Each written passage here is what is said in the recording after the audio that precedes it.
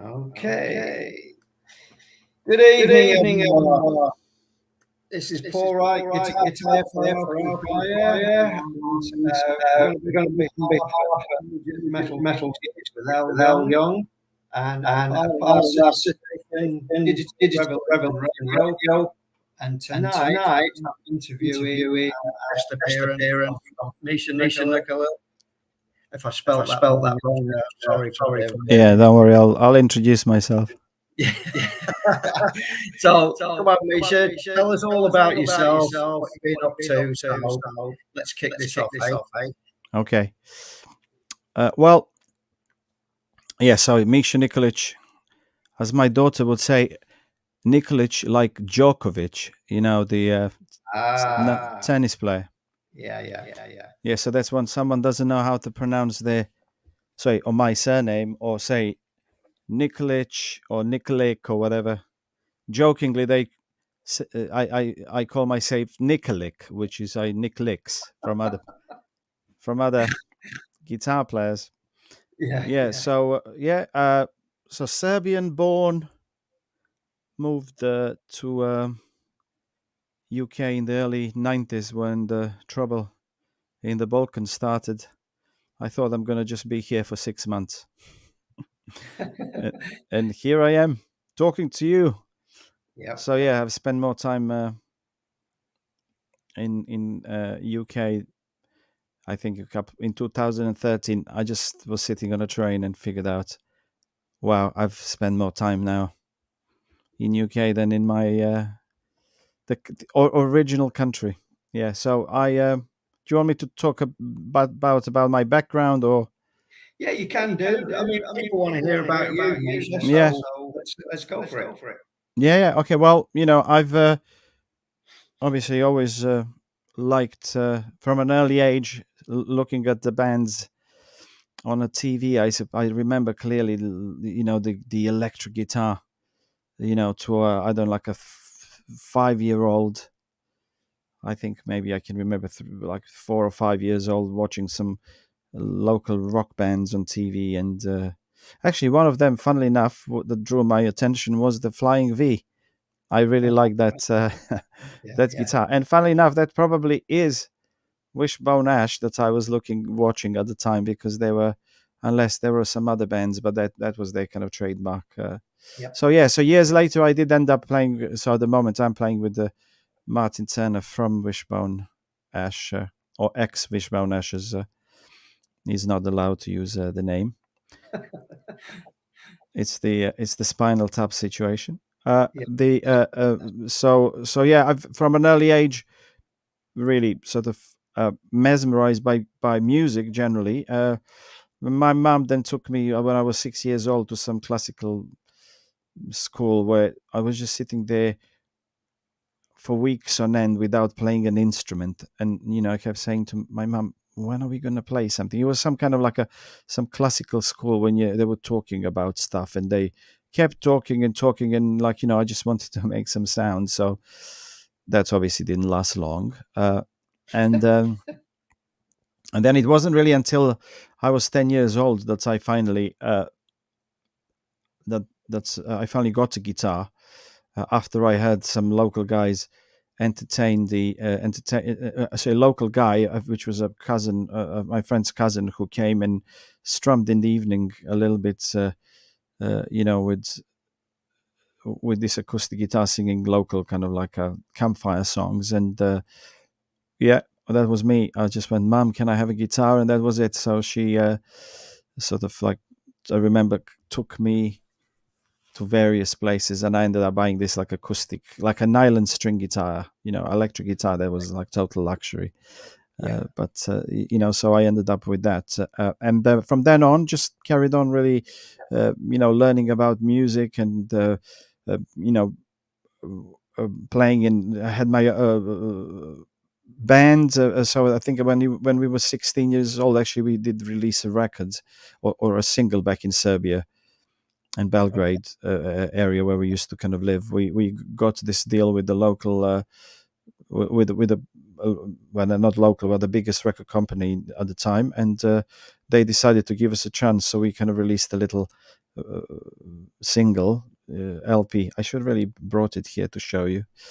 It's so it's a kind of old school LP. 1986 it came out, and then we did I played on the local radio, whatever was Top of the Pops and stuff, and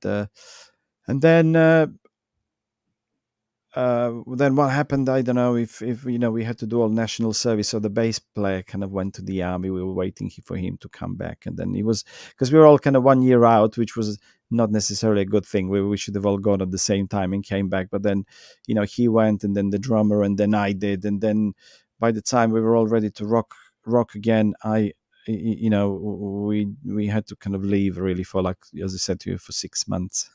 Meanwhile, I played, like in my teenage years, folk music, rock music, everything.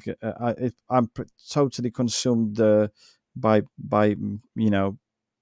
actually, obviously, rock and roll I really like, but I was, as a guitar player, interested in jazzy things and anything, flamenco guitar and stuff. But really, I kind of loved rock music, and obviously in 80s was the time of, like, the shredders and the sort of, like, Van Halen. Come on, that's sort of like, I think Eddie Van Halen for me first. It just, it was wow. brilliant. Like, the guy plays like an he was orchestra, brilliant.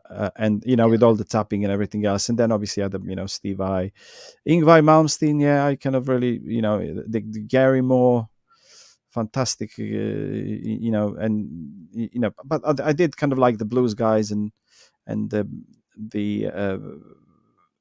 as I said, the Friday Night in San Francisco. Remember watching that with Paco de Lucia and John McLaughlin, and that kind of, like, really that side of playing. I also like acoustic, kind of fiery, sort of gypsy like, sort of like playing. That was so, yeah. And then when I came to UK, we did have a band and formed a little band with a guy, a local guy called Cass, and then we started playing, like, all the kind of, like, pubs and clubs in London, which was like, there was like a songwriters night at the Orange back in the early 90s, and way beyond that, songwriters night. So we did those, and then we did any gig we could play. And then meanwhile, because I was really kind of, like, into guitar, I wanted to learn how to play better and get better at my instrument. And then I kind of figured out, there is a guitar institute in London, school, like a school, which I went, and I think I had, like, maybe did a couple of part-time courses, and then there was an opportunity, an opening. Someone said to me, "Hey, there is a scholarship you can win, and you can win a 1 year at the a scholarship at the Guitar Institute." So I remember, as a local friend who had a 4-track, so I put something together, went there with the tape, and then spoke to the owner. And on my way back home, my landlady said, "Hey, there's some guy called Alan Limbrick that rang you back." And I said, "Well, I just had a meeting with him." And he said, "Well, he said you to ring him back." So I did ring him back, and he told me, he says, "Did you play on that recording?" And I said, "Yes, I did." And he says, "Bring your guitar, tomorrow. You need to just make sure that, like, I can verify it's you." And so I, won the scholarship there, and then I studied there for a couple of years, on a all the way from kind of 1 year, and then there was, like, a degree course. So, and then kind of went on to a master's as well to complete the whole thing. And then I started teaching there. So then I got tangled in this kind of being a kind of, like, a teaching guitar for, like, a really kind of renowned kind of, like, international school for a while. And then I went down this road where I was contributing to guitar magazines and playing sort of contribute, doing kind of backing tracks for the magazine Total Guitar and Guitarist, and the guitar techniques, and interviewing some guitar legends, Yeah. and so that's and then obviously during that time, to round this up, like I've I always had a keen interest in studio. That was always mesmerizing for me to kind of make music. So I ended up building it up from a little kind of like a sort of small kind of uh, home kind of studio, well, bedroom studio really, and then like I got into buying equipment and getting better at it. So I kind of had a studio always at home, and then in I think around 2007 moved to some commercial premises in London, and then the school I was teaching at the moment started using it as well, so it helped a little bit. But started producing loads of kind of cool uh, albums, and um, then to speed things up, I was there until 2013, and then I moved. Decided I'm really, because the family was growing, and I really wanted kind of more space for them. So and like less kind of like pressure. So what we've done, we moved out in the country, to the country, which is I'm just outside Newark in a little village. And then, funnily enough, that's how we kind of got in touch. I moved here. I get a gig with with Martin Turner, and get in touch with our mutual friend Tim, who played on some of your kind of recordings in the past. Yep. And then in 2013, kind of a new chapter began, which is kind of me kind of being kind of really doing what I really like to do, which is play guitar. Yeah. Play the guitar in a band and kind of go and so that's the little kind of the little introduction. Background of Misha. Yeah. Say again. Yeah. The background of Misha. Yes, the background of Misha. Yeah, that's like yeah. Well, the thing is, it's like you've done both sides of the coin. Sometimes some people don't get that opportunity because when you look at it from the point of view, if you're a player, you just want to play and someone record you, or you do the other side of it, and you don't get much to play live. So, but you've sort of together. And then when you've done it that way, I think you can see both sides of the coin that way. And I think, being where you are now, sort of give ideas to people, and also sort of know where the musicians are going. That's what I experienced when I was with you anyway. Well, the thing is, obviously those years before, between 1991 and 2000, maybe 3, I played in so many bands, various bands, and we were trying to kind of really make it. So I mean, I was never really. On reflection, I should have really started like you, kind of like have my own project rather than be like a sideman. Because like obviously when you're a sideman, you kind of come into a situation and you just hope that it's ideal, and then I mean it was some bands were the situation was not so. There was always someone like in the band that was like like obstructing the sort of progress. And then when we were in a perfect situation, everyone was like up for it. Then like you have the circumstances of whatever you are in. Everyone's trying kind of like to make it in and make sacrifices. So I probably this would relate to a lot of kind of other musicians, including yourself. People that do make it big in the music industry are very lucky. Because like all the everything somehow sort of aligned. And talking to loads of kind of famous people about this, like how I always say, listen, I kind of really like your music and everything else, but what I mostly respect is the fact that you have actually got your records out and you got some fans and you got the ball kind of rolling and so that's especially like playing with Martin Turner. He's got millions of stories, like from the road, and generally, what was happening. And it is really a fascinating thing to sort of like learn from other people. How did you actually manage to do it? Who was there? How did the stars align for yourself? So yeah, it's actually funny for me. The stars never aligned in terms of any kind of like big. Although I played in many bands, and if you sat here now and I played you all the stuff, this band, that band, there's like so many good. There's so Yeah. many good recordings and potentially things that could really kind of make it really big, but it just didn't really happen. And that's what sort of like this, any perspective kind of like musicians out there, sometimes I get, we've actually played with Danny from the band couple of for the King's coronation. We did a gig for the villagers here, so Oh, Danny's son and I played the bass actually. I all enjoy right. playing the bass as well. So Danny played the guitar and sang. His son played the drums. He's 14, his first gig, and I played the bass. And we played for these local guys, and it was really fun, and we know how to do it. And but Yeah. it was just like a really like a setup. And they were saying, "Oh, how long have you been playing?" And how come you're not famous? That always gets me. How come you're not famous?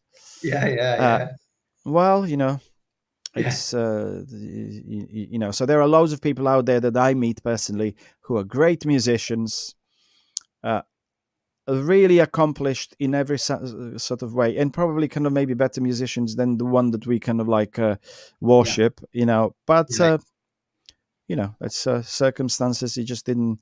It didn't happen. Why? I don't know. Like you could blame it on whatever, like not enough. I certainly could put enough effort into everything I was doing. It's just sometimes it's just like, why? I don't know.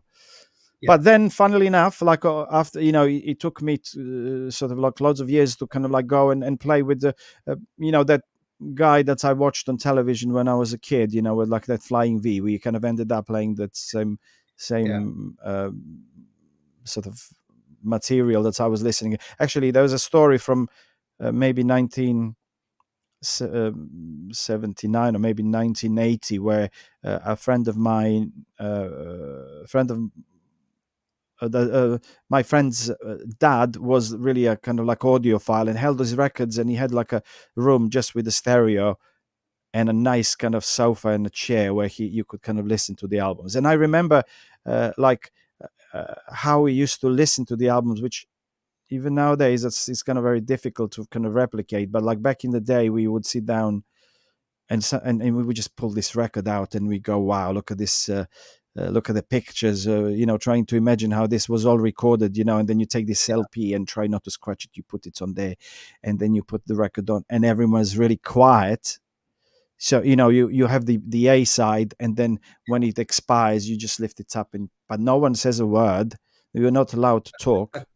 I just remember this half open window with the wind blowing a little bit, opening this sort of uh,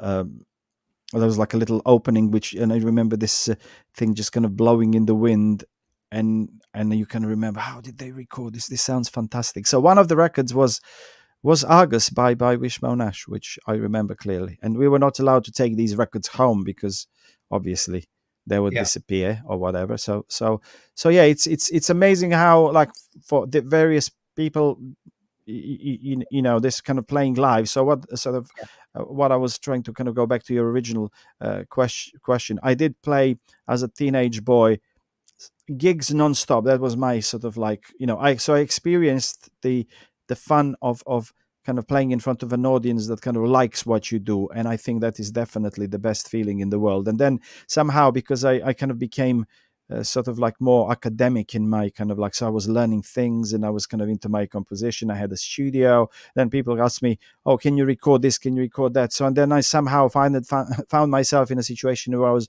recording a lot in the studio and teaching, but not much kind of playing really live, apart from like open days, Yeah. where they would just tell us, oh, can you just go and shred something, so that like we have more students who would want to kind of play. So those were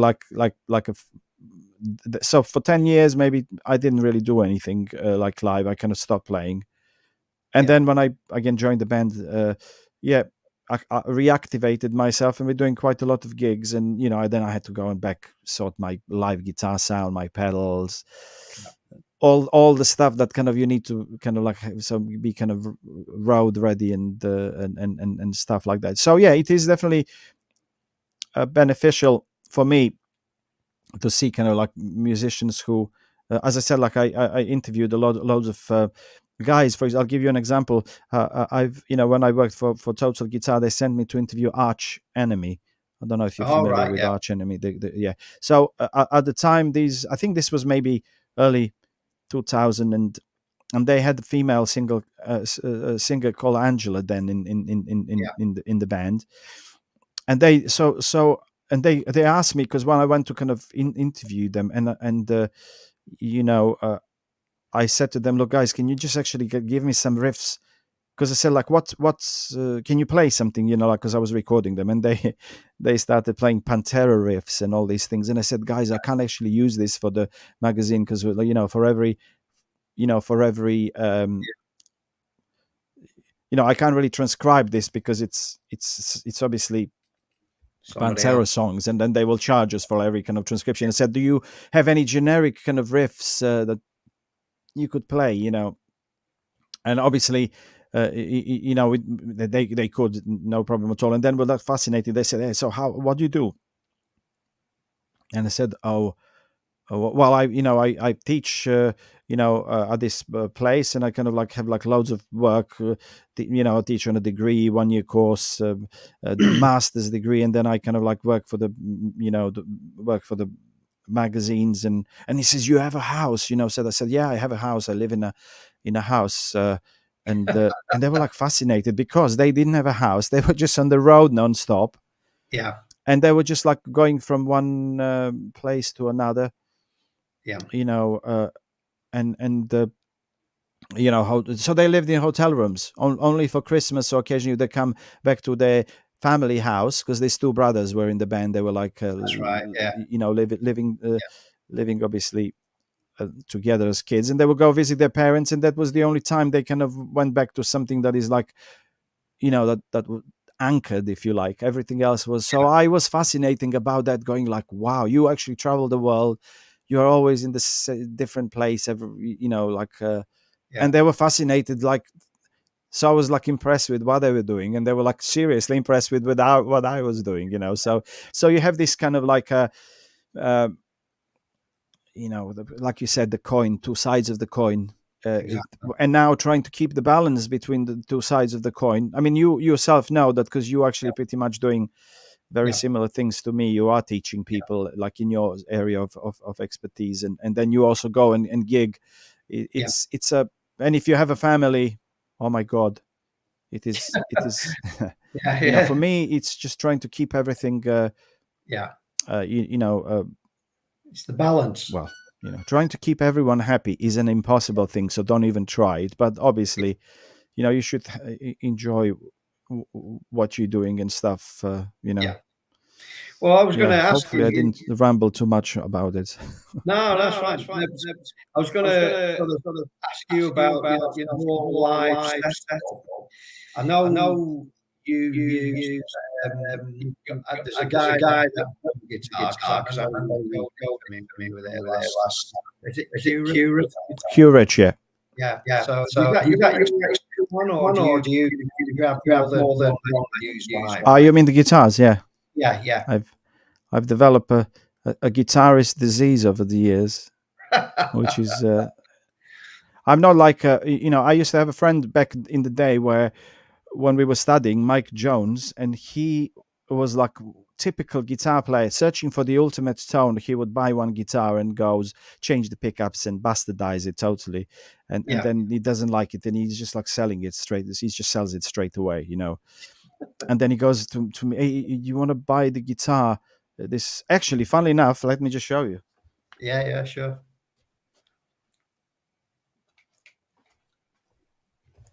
So this is the guitar I was talking about. Actually, he sold me this guitar, which is this is the Fender HMT, which they made in Japan in the late so around 1996, I believe, and it's HMT stands for Heavy Metal Telecaster, which actually I thought he looked like a country guitar to me, but like this is obviously what they kind of thought of, and he changed to these kind of like a Seymour Duncan, jazz and Jeff Beck ones, and so the thing is, I bought that guitar of him in 1996, so he would have probably by then sold maybe 40 or 50 guitars, because like knowing him, like he would just get one and then sell it and stuff. So I am opposite to him. I don't think I've sold any guitars since 1996. I've never actually, I don't think I've ever sold a guitar. I've just keep acquiring them. Oh, right. Okay. So maybe I have I have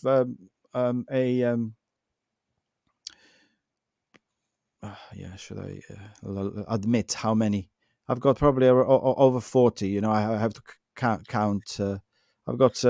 I know I've got 6 Struts, because I'm a kind of Stratocaster man. Right. And you talked about Q Rich. Give Mr. Q Rich a plug. Yep. Oops. So this is the Q Rich guitar. So when one of the benefits of playing with Martin Turner X Wishbone Nash, you get approached by people who are the fans of the band, and they sort of ask, hey, we would like to make the guitar. Would you like to play it? And then I've never really, I'm quite sort of like should we say subdued when it comes to promoting myself. I don't really think I've ever kind of done that. So whatever I've done so far is simply I just never really consciously promoted myself. So this guy, they got in touch with me. Anna, who was Mr. Q Rich's kind of like an agent, and he said, "Hey, but there's this guy who is originally from Bosnia and would like to make you this guitar. I'll show you this in a second.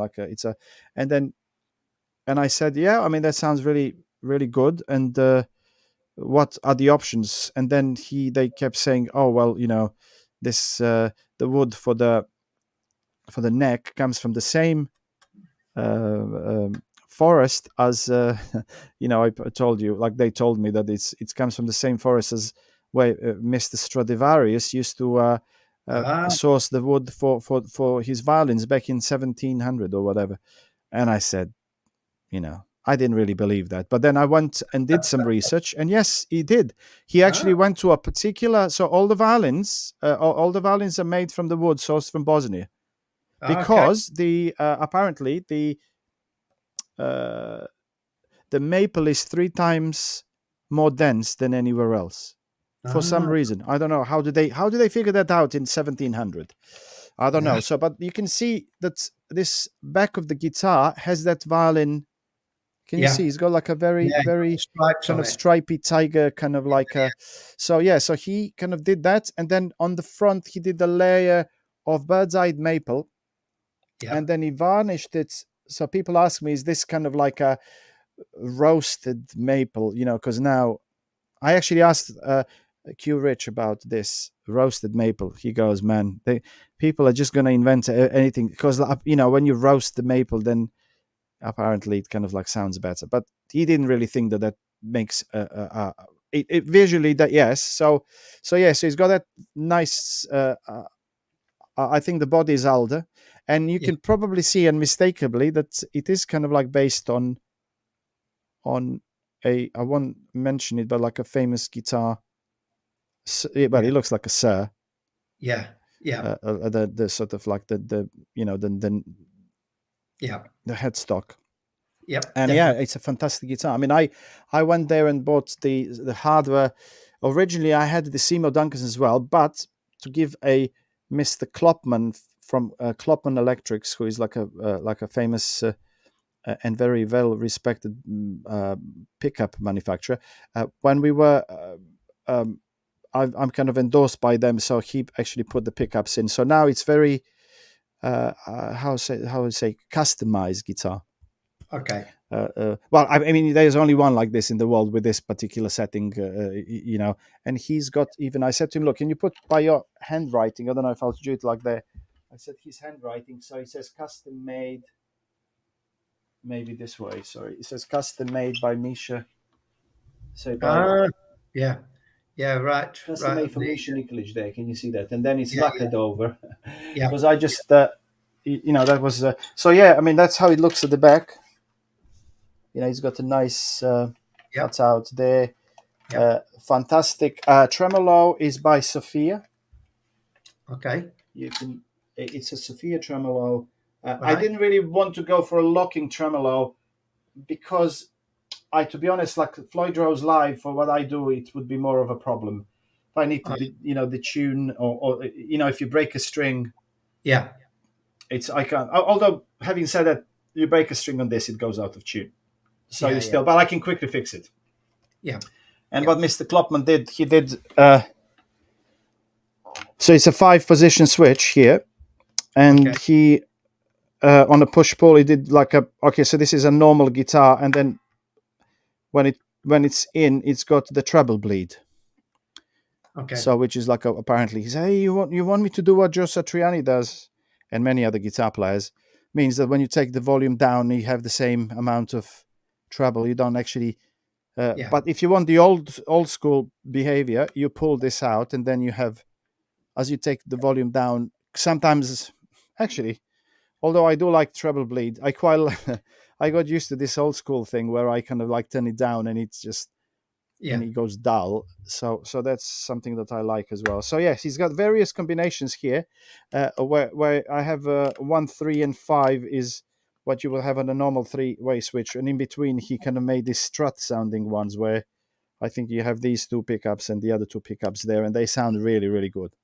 So I have to say, although he did approach me to kind of like promote him, this is probably the nicest guitar to play that I own. I mean, I did really go and like got the frets to kind of. I mean, it just feels really, really good.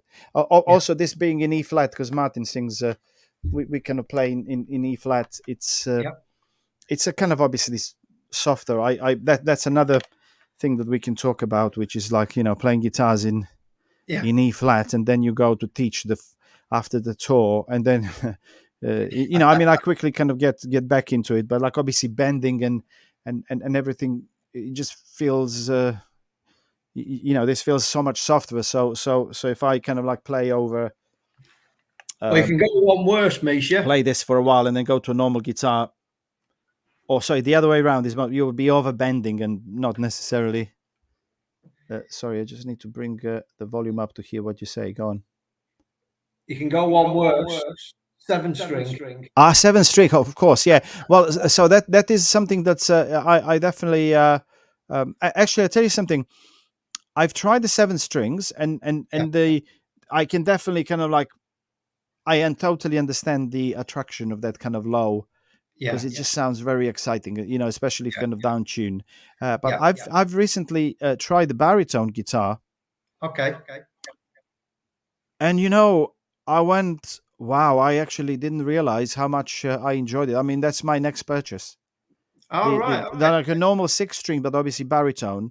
I think I suggest to you to try it as well because it's a very interesting experience. It sounds like so meaty, and then at the same time you can play kind of like as sort of normal, And then if you want to play those kind of really heavy riffs and it just really sounds like very natural in that kind of like setup. Okay, I mean, so what's the tuning on a baritone then? What's Oh, you got me there. It does go a bit. It does go lower. I think it's a major third down.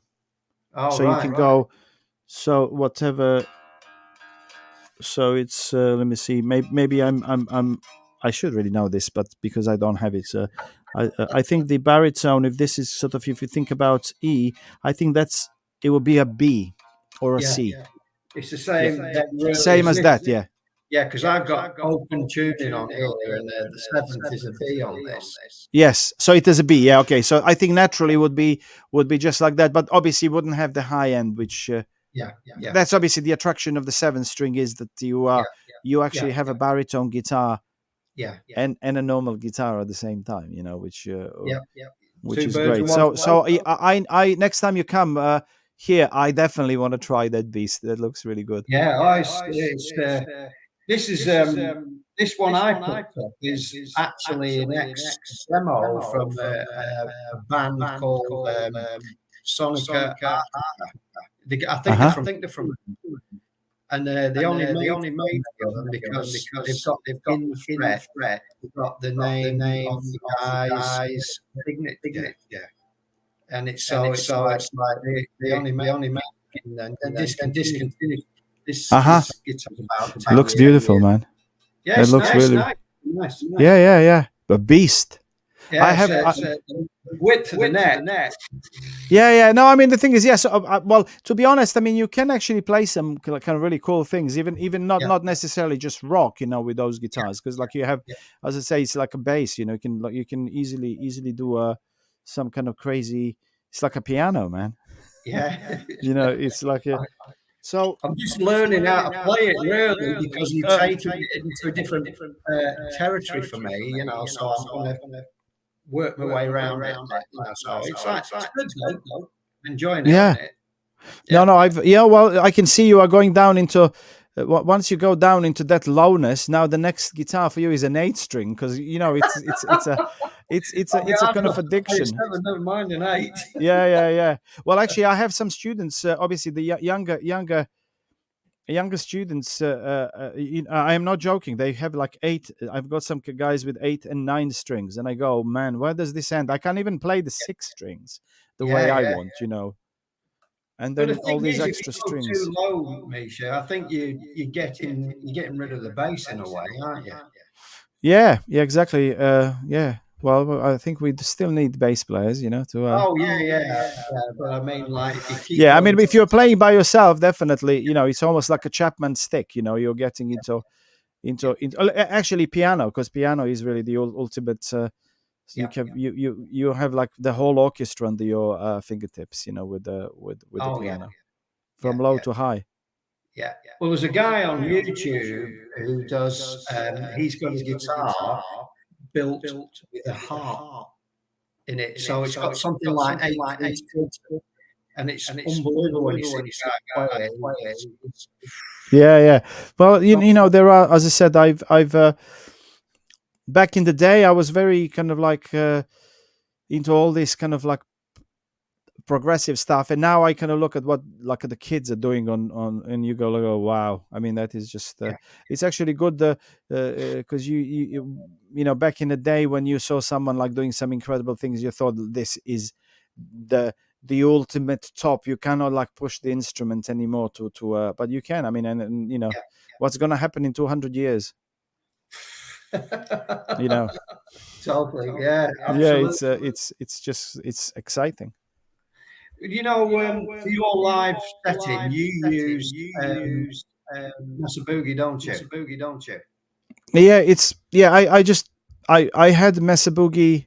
My one is my amp is DC5, dual caliber 550 50-watt one with 1x12. So I bought that amp of someone who just a friend of mine who didn't really want to play it anymore, but like he did carry on playing, but he thought that like it's an overkill, this amp. And me being a music instrument hoarder, I just ended up kind of buying it off him. And then at the time when Martin asked me, that was my kind of like, because Danny was playing Mesa Boogie, and I said, I've got one like that. So yeah, that's it's a very nice amplifier, So that's what I use with Martin live.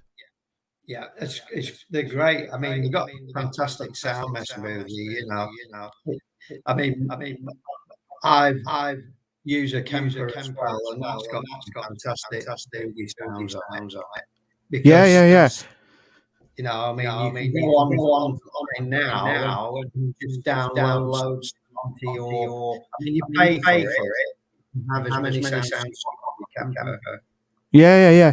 No, it's I mean, that is we were kind of considering that. I mean, I have gone because sometimes we play abroad, and I need like my kind of little fly rig. So I got myself this Helix Stomp pedal, which is obviously much smaller than the Kemper.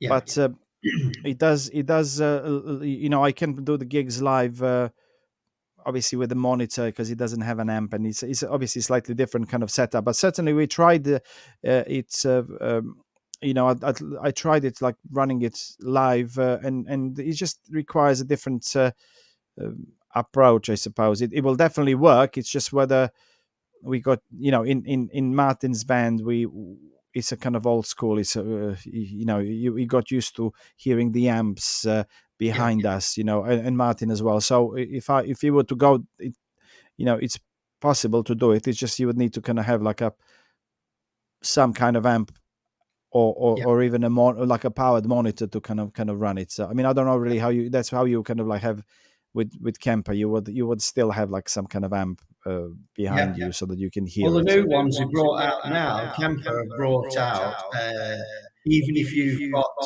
the rack mount or the floor mount, they've got the new cabs which are powered, Yeah, I've seen them. Yeah. and they look good. Yeah. No, I mean, to be honest, in terms of technology, I'm not a snob in any sort of way. I've actually watched an interview with was it like Rick Beato interviewing like Nuno Betancourt, and he basically says that he personally likes when you just plug into the amp and you don't use any kind of pedals. Although he does use some kind of like a rat pedal in an unusual way, but in the studio, I'm using something called THU by Overloud, and also got myself this thing called the Tone X as well, which is like a new kind of like, it comes like with the pedal as well, which is like a Kemper kind of thing, so you can kind of profile the amps and pedals and stuff. It's much cheaper, and you can actually have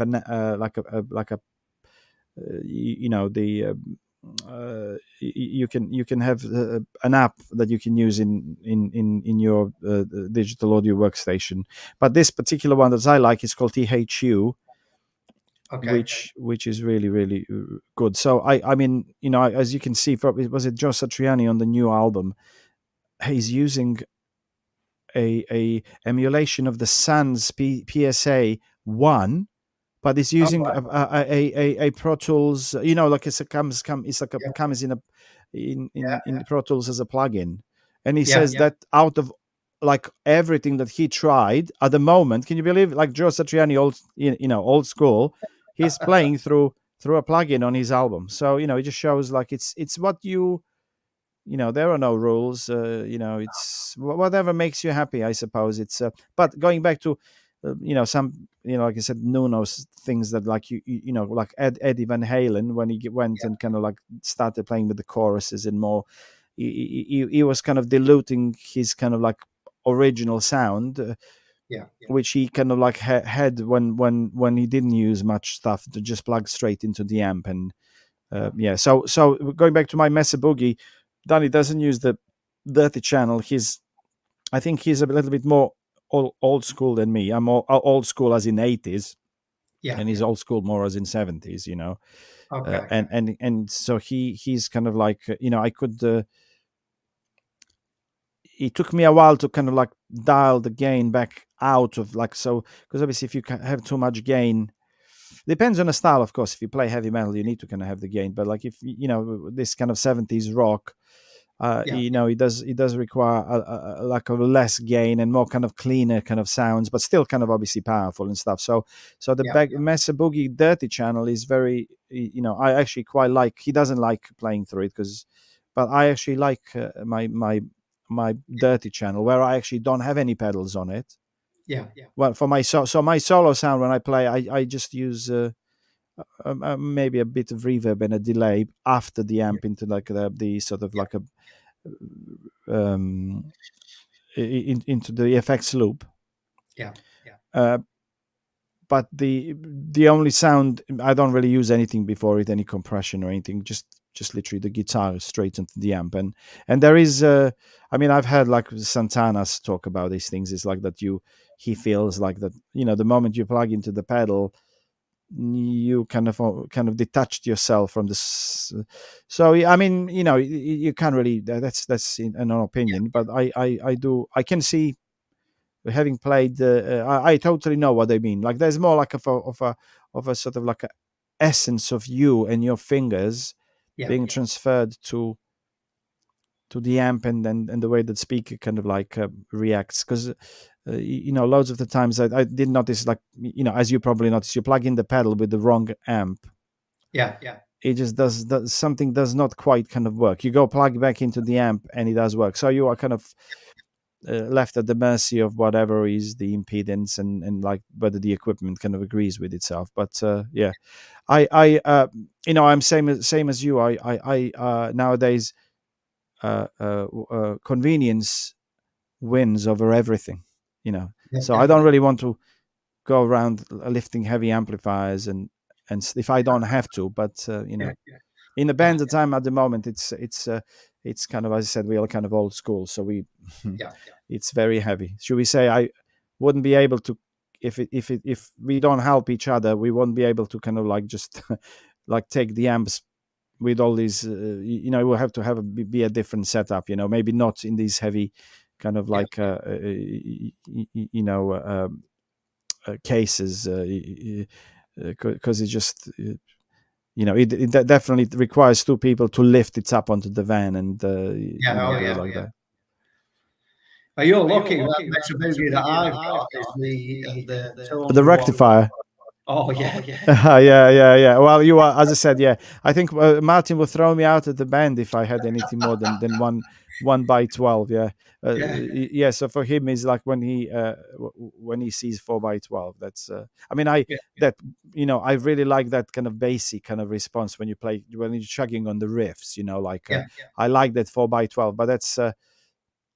I suppose the only way it would work if it was like somewhere off the stage in some kind of enclosure, so that you can control the volume. Because the moment, so we're not, we're not really quiet, but we are probably the most quiet band on stage compared to kind of like, because because the subtleties of what we do, it could only be heard if you're not really too loud. It's like a moment you go over a certain threshold. I don't think. Martin would be able to sing in comfortably and stuff. But so we like both. We like, I mean, any technology is welcome, and everything's got its own place, but if you're someone that can afford guitar techs and people kind of like moving heavy objects, then I would go for that. I'd go for heavy objects and guitar techs. When I have to do it by myself, whatever my back would allow. Hey, have you heard the new one, Misha? There's a new speaker come out now. It's in a 1x12, but the cabinet is granite. The cabinet is what? Granite. Oh, no way. Yeah. Granite cabinet. Yeah. How heavy is that? And they said it's the heaviest. They used the pun, the heaviest cab in the world. Well, I bet. Yeah, it's well, I mean, does it sound any better than? Well, you have to keep changing and evolving. It's like to do the opposite. When everyone's trying to make lighter equipment, you make heavy equipment. Yeah. Oh well, I don't know what it sounds like, but it sounds like it's heavy. Yeah. That's listen, Misha. It's been fantastic talking to you, and I'll be down sometime because I've got to catch you and I've got to drop your CD off for you. Oh, thank you very much. I'm looking forward to listen to it. Fiona shouted at me to make some cookies for you. So I'll drop. They say hello to Charlotte. Yeah, Charlotte's cookies the best. Yeah. Let's give her a shout, Charlotte. That's yes. So thank you for your time tonight, mate. No, thank you for inviting me. Talking to you. So, and I'll catch up with you at some stage, and I'll drop you a line first, and I'll call in if you've got time, and then we'll have a little chat. Okay, thank you. Thank you for having me. Thanks very much. All the best. Good evening. Bye bye. Bye bye. Bye bye. See you now.